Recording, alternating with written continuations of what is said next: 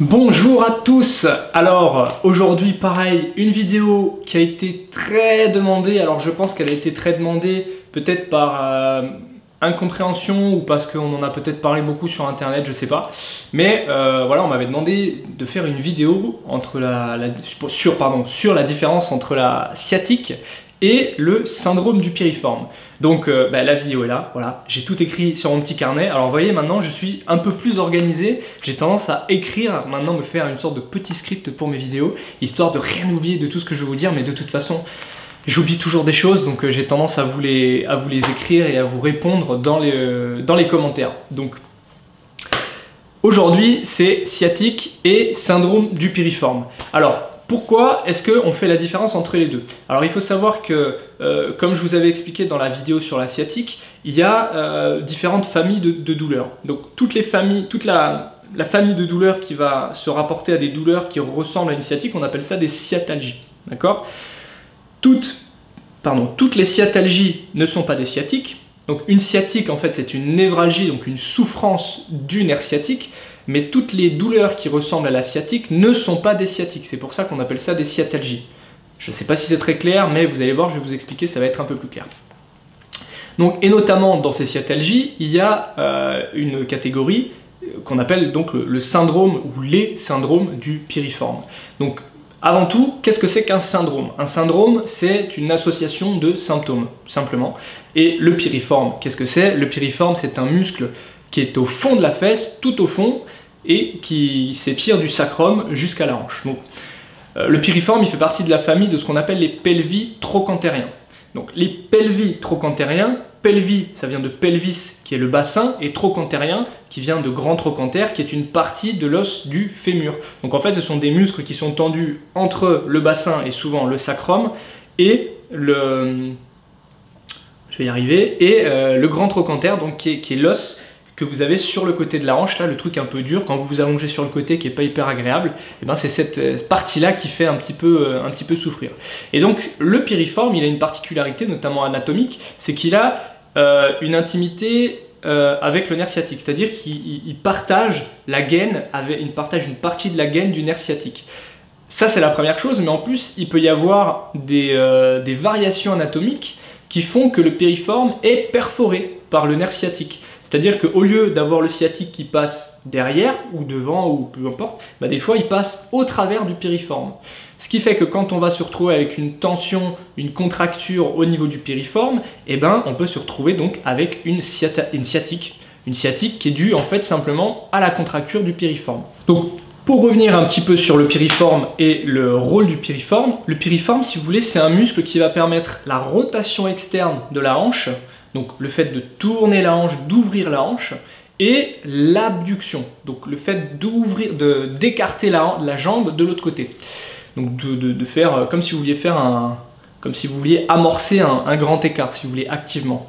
Donc ça c'est vraiment, et il y a un rôle de stabilisation aussi au niveau de la hanche, mais ça c'est encore, c'est moindre on va dire par rapport au rôle de rotation externe et d'abduction qu'il peut avoir.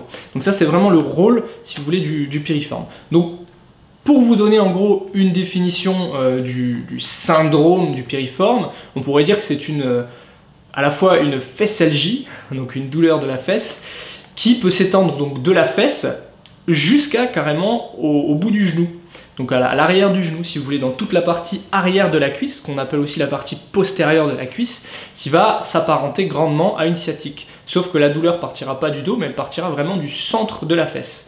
Alors, maintenant on va parler un petit peu plus précisément de comment est-ce qu'on arrive au syndrome du piriforme.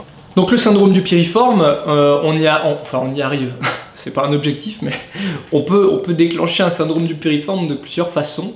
Alors soit il peut y avoir effectivement des malformations au niveau de la hanche qui peuvent faciliter l'installation du syndrome du piriforme, voilà, notamment certaines dysplasies de hanche ou autres qui peuvent favoriser cette installation-là. Il peut y avoir donc l'hypertrophie du muscle piriforme, donc c'est-à-dire le fait le fait qu'il grossisse, qu'il soit plus gros que la normale, donc qui peut entraîner donc des compressions au niveau du nerf sciatique ou une irritation par entre guillemets frottement. Il y a certains sports, notamment, qui favorisent l'apparition ou des syndromes du piriforme. Donc je pense notamment au cyclisme, la course à pied et tous les sports qui vont être globalement assez asymétriques, où en fait on va avoir un appui plus important d'un côté que de l'autre, qui vont faciliter justement l'apparition de contractures sur cette zone-là, et donc plus facilement l'installation de douleurs au niveau de la fesse et de sciatalgie comme ça. Donc comme je vous ai dit, il y a également dans les malformations, j'entendais aussi les malformations anatomiques dont je vous ai parlé, donc la perforation du nerf sciatique au travers du piriforme, qui peut être effectivement une cause, enfin en tout cas pas une cause, mais une origine de la douleur du syndrome du piriforme. Pour vous aider, j'aime pas vous aider dans l'autodiagnostic, mais pour voir si effectivement vous êtes sujet en tout cas à un syndrome du piriforme, il y a plusieurs choses à regarder. Notamment, bon, évidemment au-delà de la douleur, mais notamment quand vous êtes sur le dos, lors d'un syndrome du piriforme, on a tendance à avoir la jambe qui est complètement en rotation externe, d'accord? La palpation à la fesse, elle va être également assez douloureuse, et chez certaines femmes, on peut retrouver des dyspareunies. Donc une dyspareunie, hein, c'est simplement une douleur à la pénétration vaginale qui peut être plus ou moins forte. Alors c'est pas chez tout le monde, d'accord, mais souvent c'est voilà, chez certaines femmes on retrouve ce type de douleur là. Donc si la hanche est en rotation externe, et vous vous doutez bien que si on l'amène en rotation interne, elle va pas trop aimer, donc il peut y avoir des douleurs à la rotation interne, surtout des limitations à la rotation interne. Donc maintenant que je vous ai parlé du pourquoi, du comment, etc., est-ce qu'il y a des choses à faire? Est-ce qu'on peut soulager ce syndrome du piriforme? Alors oui, il y a des choses à faire évidemment, notamment dans le cadre d'une activité sportive, si c'est comme ça que vous l'avez déclenché, ça va être d'adapter un petit peu l'entraînement. Donc quand je dis adapter l'entraînement, ça va surtout être de bien s'échauffer, de diminuer un peu l'intensité momentanément, le temps de bien récupérer du syndrome du piriforme et de récupérer après l'entraînement. Donc la récupération, elle va se faire, là ça va être valable pas que pour les sportifs, mais pour aussi tous ceux qui souffrent du syndrome du piriforme mais qui ne sont pas spécialement sportifs. Ça va être donc étirement et automassage. Je vais vous montrer ça juste après, les étirements, les automassages, et évidemment rendez-vous chez votre ostéo préféré. Parce que là, typiquement, on est en plein dans une indication spéciale ostéo. Donc autant en profiter, ok?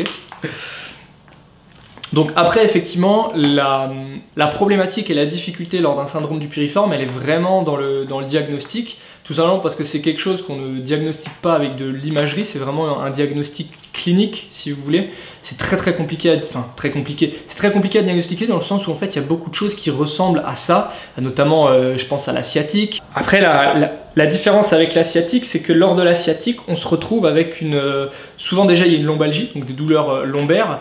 Il y a une radiculalgie et il y a souvent un LASEG, donc un signe de LASEG, c'est quand on lève la jambe tendue, on a tendance à avoir la décharge électrique dans la jambe, chose qu'on n'a pas forcément avec un syndrome du piriforme. Alors il y a une manière de le tester, c'est ce qu'on appelle un LASEG modifié. Donc il faut juste lever la jambe et l'amener sur le côté, en fait en adduction, donc vers l'autre jambe, et c'est là où généralement ça déclenche la douleur parce qu'on entre en étirement avec le piriforme. Donc c'est ça souvent qui déclenche le truc. Ah, pareil, à ne pas confondre avec des douleurs articulaires, avec d'autres douleurs musculaires. Il peut y avoir aussi des blessures musculaires qui peuvent ressembler à ça, notamment je pense aux blessures musculaires d'insertion au niveau des ischio-jambiers, qui se situe en fait en bas de la fesse, si vous voulez, puisque les ischio-jambiers s'insèrent sur la fesse, et des tendinopathies, évidemment, tendinopathie voilà, du moyen fessier, tendinopathie des pelvis troncantériens, ça peut arriver, hein, parce que dès qu'il y a du tendon, on peut faire une tendinopathie, même si c'est effectivement quand même un peu plus rare, mais c'est des choses qui peuvent arriver. Donc, pour votre syndrome du piriforme, je vous retrouve tout de suite et je vous montre les exercices. Donc ce sera automassage avec trigger point plus étirement. Donc il vous faudra peu de choses, il faudra une balle de tennis, ça va être pour les automassages et les trigger points au niveau du piriforme, et il vous faudra donc un tapis de sol simplement pour vous allonger, pour réaliser l'étirement, d'accord? Je vais vous montrer deux façons de vous étirer le piriforme, enfin les fessiers en règle générale. Alors, il y en a une, avant qu'il y en ait qui me disent « Oui, mais le piriforme, il est rotateur externe, là tu fais une rotation externe, tu ne vas pas étirer le piriforme. » Quelques notions de biomécanique.